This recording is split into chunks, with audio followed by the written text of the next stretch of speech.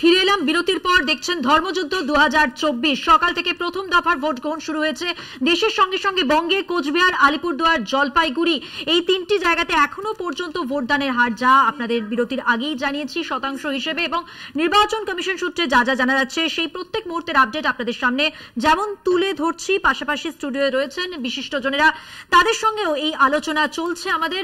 Vote গ্রহণ এবং vote গ্রহণের পাশাপাশি বিভিন্ন কেন্দ্রে বিভিন্ন জায়গায় যে যে বিক্ষিপ্ত ঘটনা ঘটছে সেই সমস্ত আপডেট আপনাদের সামনে তুলে ধরছি। অবশ্যই আলোচনায় আসবো। রুবিদি, বিরতিতে যাওয়ার আগে যেমনটা কথা হচ্ছিল যে আমার প্রশ্ন ছিল যে উত্তরবঙ্গের ক্ষেত্রে আজকের কেন্দ্র ছাড়া গোটা উত্তরবঙ্গ, যেটা শ্রমিক ভট্টাচার্য সাংবাদিকদের মুখোমুখি হয়ে বলেছেন যে উত্তরবঙ্গের তৃণমূলের গল্প শেষ। কেন গল্প শেষ? মানুষ কি পাবে বিজেপির কাছ থেকে, কি পেয়েছে সেই খতিয়ান আপনি দিচ্ছিলেন। আপনি যতটুকু দিয়েছেন তার প্রেক্ষিতে প্রদীপ্ত বাবুর কাছে আসবো। না, উনি কি কোনো তথ্য দিলেন? উনি তো বললেন যে সব আটকে রয়েছে, কিন্তু যা হোক উনি না দিতে পারুন, ওনার বিভিন্ন যারা মুখপাত্ররা আছেন তারা কিন্তু খুব গলা বাজিয়ে টিভিতে বলছেন যে ওরা 1,40,000-এর বেশি বাড়িতে জল পৌঁছেছেন, 3 লক্ষের কাছাকাছি বাড়ি করে দিয়েছেন, হ্যাঁ 300-র ওপরে আয়ুষ্মান ভারতের প্রকল্প করে দিয়েছেন, ব্লা ব্লা ব্লা ব্লা।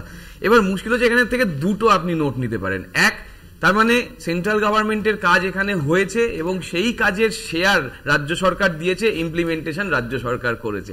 সেন্ট্রাল গভর্নমেন্টের কোনো কর্মী এখানে এসে কিছু করে না, এখানে রাজ্য সরকার করে, রাজ্য সরকারের মাধ্যমেই কাজ হয় এবং রাজ্য সরকারের একটা পার্সেন্টেজ, কোথাও 40%, কোথাও 50%, কোথাও 75% রাজ্য সরকার সেই টাকাটা দেয়। ফলে এইটা একটা তথ্য, সেটা রূপীদিদের তথ্যের মাধ্যমে আমরা তুলে ধরতে পারি। 2 নম্বর যে তথ্যটা, যে তাহলে বলছে যে না এরা সব টাকা মেরে দিয়েছে বলে কাজ হয়নি, তাহলে এত কাজ হয়েছে আপনারা কি করে সেটা টিভিতে গলাবাজি করে বলছেন?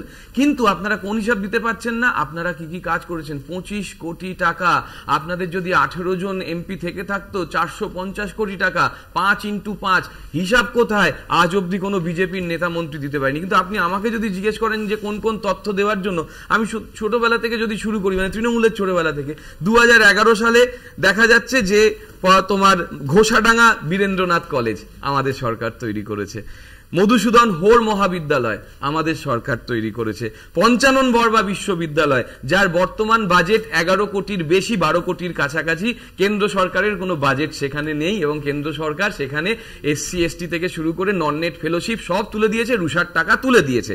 কোচবিহার ইঞ্জিনিয়ারিং কলেজ 2016 সালে তৈরি হয়েছে, তুফানগঞ্জ সরকারি পলিটেকনিক 2014 সালে তৈরি হয়েছে, কোচবিহার গভর্নমেন্ট ইঞ্জিনিয়ারিং কলেজ 2016 সালে তৈরি হয়েছে, Maharaja Jitendra Narayan medical college and hospital 2019 সালে তৈরি হয়েছে। সেখানে 100 সিটের আসন তৈরি হয়েছে MBBS এর জন্য, ডাক্তার তৈরি হচ্ছে।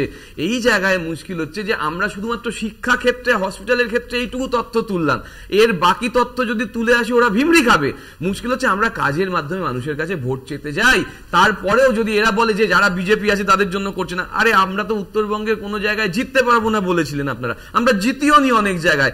এই যে কোচবিহারের গল্পটা শুধু করলাম, কোচবিহারে আপনারা 2021 সালেও মাথা ভাঙা জিতেছেন, কোচবিহার উত্তর জিতেছেন, কোচবিহার দক্ষিণ জিতেছেন, শীতলকুচি জিতেছেন, যদিও TMC 2019 সালে ওইখানে লিড ছিল।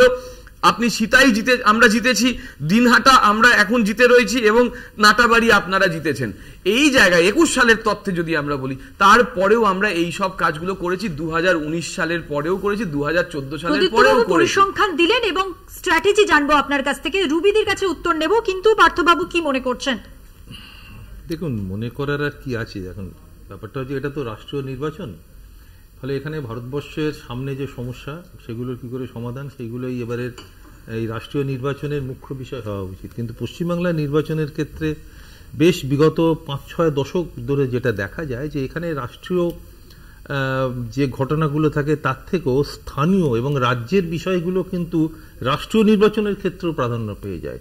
এবং যার জন্য খুব হাস্যকর লাগে যে যখন একজন জনপ্রতিনিধি, মানে অর্থাৎ যিনি পার্লামেন্টে তার কনস্টিটিউয়েন্সিকে পশ্চিমবাংলা থেকে রিপ্রেজেন্ট করছেন, মানুষ যখন তার কাজের বিচারটা করেন যে তিনি কতখানি রাস্তা করতে পেরেছেন, তার সময়ে ড্রেনটা পরিষ্কার হচ্ছে কিনা, রাস্তাটা পরিষ্কার হচ্ছে কিনা, আলোটা জ্বলছে কিনা, অর্থাৎ যেগুলো একদম নিচের তলায় পঞ্চায়েত বা মিউনিসিপ্যালিটির একজন জনপ্রতিনিধি দেখার কথা, আমরা এগুলো গুলিয়ে ফেলি। এটা পশ্চিমবাংলার ক্ষেত্রে এটা ভীষণ দেখা যায় যে রাষ্ট্রীয় মুদ্রাগুলো ছাপিয়ে স্থানীয় মুদ্রাগুলো এইখানে বেশি হয়ে ওঠে। তবে উত্তরবঙ্গের যেহেতু নির্বাচন, উত্তরবঙ্গ কথাটা বললেই কিন্তু আমাদের মনের মধ্যে কয়েকটা জিনিস, খুব ভয়ের জিনিস উঁকি মারে। সেটা হচ্ছে উত্তরবঙ্গ এলেই বারবার একটা বাংলা ভাগের একটা কথা এসে যায়। উত্তরবঙ্গ শব্দটার সঙ্গে উত্তরবঙ্গর কথা মনে হলেই ভয়ের জিনিস মনে পড়ে। আমরা একটা বিরতি থেকে ফিরে আসি, আমরা এই আলোচনায় ফিরবো, এই প্রসঙ্গেই আসবো। একটা ছোট্ট বিরতি নিচ্ছি, ফিরছি বিরতির পর। আপনারা কোথাও যাবেন না, সঙ্গে থাকবেন।